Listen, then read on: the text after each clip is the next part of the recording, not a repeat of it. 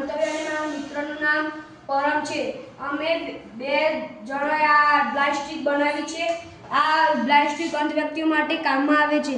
જ્યારે કોઈ વસ્તુ આ સ્ટિકના આગળ આવે ત્યારે આ સ્ટિક અવાજ કરે છે અને આ સ્ટિકમાં અમે એક IR સેન્સર, એક બઝર અને એક બેટરીનો ઉપયોગ કર્યો છે। અમે તમને શરૂ કરીને બતાવીએ।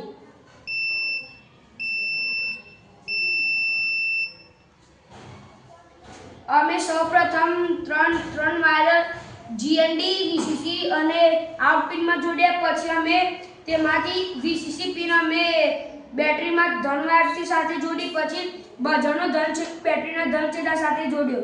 પછી અમે GND પિન અમે આ ઋણ વાયર સાથે જોડી અને આ આઉટ પિન અમે બઝરના ઋણ છેડા સાથે જોડી।